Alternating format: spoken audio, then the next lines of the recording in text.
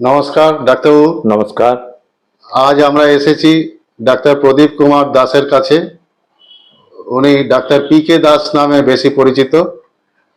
উনি Indian medical association Serampore শাখার সভাপতি এবং স্বাস্থ্য ভাবনা ওয়েলফেয়ার সোসাইটির প্রতিষ্ঠাতা সম্পাদক এবং স্বাস্থ্য ভাবনা মাসিক বলে একটি বেশ সমৃদ্ধ এবং জনপ্রিয় পত্রিকার কার্যকরী সম্পাদক। সমাজসেবী হিসেবেও উনি খুবই বিখ্যাত হুগলি জেলায় তথা সারা দেশেই। তো আজকে আমরা ওনার কাছে এসেছি মূলত এটা জানতে যে আসন্ন দুর্গাপুজো এবং অন্যান্য পুজোকে কেন্দ্র করে এই সময় ওয়েদার যদিও ভালো থাকে, তবুও যদি বাই চান্স কোনো কারণে ডিপ্রেশন বা অন্য কোনো প্রাকৃতিক কারণে যদি আবহাওয়ার পরিবর্তন ঘটে, সেই পরিবর্তিত আবহাওয়ায় কিংবা সাধারণ আবহাওয়াতেও পুজোতে মানুষ যাতে অসুখ বিসুখে না ভোগে চট করে। এবং আমরা জানি যে পুজোর সময় অনেকেরই একটু অনিয়ম বেনিয়ম হয়, কম ঘুমানো, ঠিক মতো না খাওয়া, ফাস্টফুড জাঙ্ক ফুড ইত্যাদি বেশি করে খাওয়া, বাইরের খাওয়া, স্ট্রিট ফুড খাওয়া ইত্যাদি নানা কারণে, জল কম খাওয়া ইত্যাদি নানা কারণে সেই সময় অনেকেই অসুস্থ হয়ে যান। তো এই মূলত আসপেক্ট থেকেই আমরা ডাক্তার পি.কে. দাস মহাশয়ের কাছে জিজ্ঞেস করতে চাইছি যে আমাদের টিপস অ্যাবাউট হেলথ এই চ্যানেলের মাধ্যমে যে দর্শককে উনি কি অ্যাওয়ারনেসের জন্য বলতে চান, কিভাবে পুজোকে কেন্দ্র করে, দুর্গাপুজো এবং অন্যান্য পুজোগুলোকে কেন্দ্র করে কিভাবে থাকলে তারা সুস্থ থাকতে পারবেন এবং সেফটি মেজার হিসেবে কি কি সতর্কতামূলক ব্যবস্থা গ্রহণ করবেন। ডাক্তারবাবু প্লিজ। পুজো আমাদের, বিশেষ করে দুর্গাপুজো আমাদের বাঙালিদের ক্ষেত্রে কিন্তু সবচেয়ে বড় উৎসব এবং এটা প্রাণের উৎসবও বটে। কিন্তু এই পুজোটা হয় তো আশ্বিন মাসে। আশ্বিন মাস মানে শরৎকাল, আর শরৎ ঋতু হচ্ছে কি ঠিক বর্ষার পরে শরৎ ঋতু যখন আসে, শরৎ ঋতুকে আমরা পূর্ণতা ঋতু, প্রাচুর্যের ঋতুও বলি, আনন্দের ঋতুও বলি। তা সেই সময় মানুষের মন মেজাজ অনেকটাই ভালো থাকে। কিন্তু কখনো কখনো যদি ঋতু পরিবর্তনের সঙ্গে আমাদের জলবায়ুর এখন যেভাবে দ্রুত পরিবর্তন ঘটছে, সেরকম যদি দ্রুত পরিবর্তন জনিত কিছু পরিবর্তন হয়, তাহলে কিন্তু অনেক সময় কিন্তু আমাদের যে ভালো থাকাটা পুজোর সময় কিন্তু বিগড়ে যায়।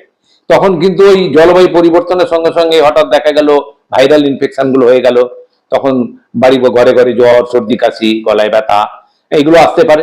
তা সেই সময় আমাদের পুজোর সময় আমরা আনন্দ করব, ঘুরবো, বেড়াবো, কিন্তু আমরা একটু সতর্ক থাকবো। এবং সেই সঙ্গে সঙ্গে যত্রতত্র খাবার দাবার, যেগুলো বাইরে খাবার দাবার, সেগুলোকে যতটা পারা যাবে হাইজেনিক ওয়েতে আমাদের খাওয়া দাওয়া করবো। এবং খুব ভিড় হয়, ভিড়ের মধ্যে থাকা, বিশেষ করে বয়স্ক লোকেদের ভিড়ে অসুবিধা হতে পারে। এবং অনেক বয়স্ক লোকেরা আছে যারা নিয়মিতভাবে ডায়াবেটিস কিংবা হাইপারটেনশনের ওষুধ খান, তারা কিন্তু সেই ওষুধগুলো খেতে কখনোই ভুলবেন না।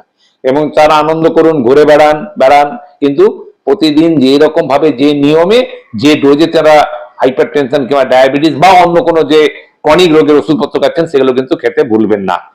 আর যারা ছোটরা কিংবা এরা, তারা অনেক সময় অনেক বেশি খাওয়া দাওয়া করে ফেলে, রাস্তায় খাবার দাবার খায়, সেগুলো একটু দেখতে হবে যাতে হাইজেনিক ওয়েতে তারা খাবার দাবার গুলো করতে পারে। আর এই সময় যেহেতু সবটা আনন্দের মুখর সময়, তা ন্যাচারালি অনেকে রেস্টুরেন্ট, ক্যাফে ট্যাফের দিকে খাওয়া দাওয়া করে, কিন্তু সে থেকে লক্ষ্য রাখতে হবে যে তাদের হচ্ছে গিয়ে অনাবশ্যক যেন হচ্ছে গিয়ে তারা হচ্ছে গিয়ে ইয়ে না করে, যাতে হচ্ছে গিয়ে তারা পেটের রোগে না ভোগেন, অর্থাৎ ইনডাইজেশন প্রবলেম গুলো আসতে পারে। তা সেই একটা জায়গায় খেয়াল রাখতে হবে। আর যেহেতু এই সময় আস্তে আস্তে দুর্গাপুজোর পরে একটু ঋতু পরিবর্তন হয়, অর্থাৎ শীত আসবে আসবে করছে সেই সময়, তখন সেই জন্য সেই সময়টা আমাদের কিছুটা সতর্কমূলক থাকতে হবে।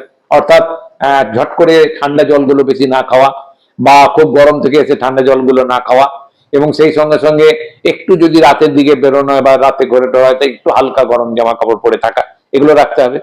আর খাওয়া দাওয়ার ব্যাপারে যদি অল্প বিস্তর পেটে অসুখ বিসুখ হয়, তাহলে সঙ্গে সঙ্গে ওআরএস জাতীয় খাবারগুলো খেতে হবে। এবং সঙ্গে সঙ্গে সঙ্গে সঙ্গে যেটা দরকার, যে ওষুধ থেকে ওষুধ, মানে চট জলদি ওষুধ না কেনা আগে ভালো, অর্থাৎ দোকান থেকে চট জলদি ওষুধ না কিনে খাওয়াটাই ভালো।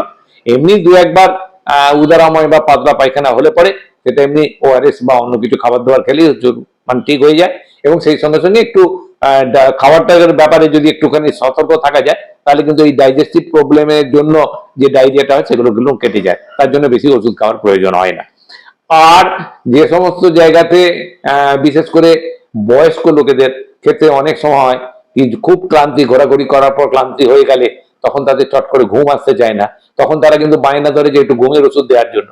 সেক্ষেত্রে কিন্তু একটু সতর্ক হতে হবে যে ঘুমের ওষুধ যদি বেশি পড়ে যায় তাহলে কিন্তু সেক্ষেত্রে বিপদ ঘটতে পারে, এবং সেটা বুঝে এবং দরকার পড়লে ডাক্তারের পরামর্শ নিয়ে এই জিনিসগুলো সামলাতে হবে। অর্থাৎ পুজোয় আমরা ঘুরবো, আনন্দ করব, বেড়াবো, খাওয়া দাওয়া করব, সবই করব, কিন্তু সেটাকে সংযমের মধ্যে, কন্ট্রোলের মধ্যে, এবং কিছু কিছু বিধি আর নিষেধ মেনে চলতে হবে।